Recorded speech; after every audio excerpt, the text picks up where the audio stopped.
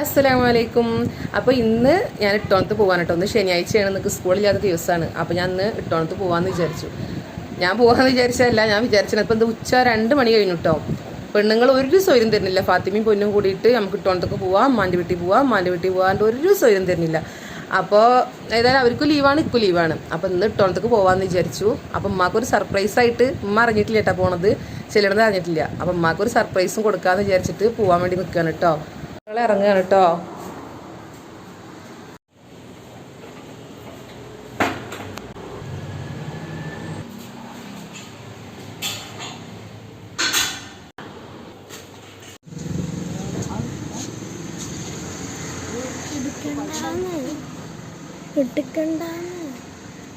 അങ്ങനെ വീട്ടിലെത്തിട്ടോ. ഉമ്മാക്കറിയില്ല അവിടെ വോൾട്ടിരിക്കും ഡോറ്. സർപ്രൈസായിട്ട്. അയ്യോ, ബസ് ഇറങ്ങിയപ്പോൾ നല്ല മഴക്കാറ്. അവിടുന്ന് വരുമ്പോൾ നല്ല വെയിലായിരുന്നു. ഇവിടേക്ക് എത്തിയപ്പോൾ മഴ.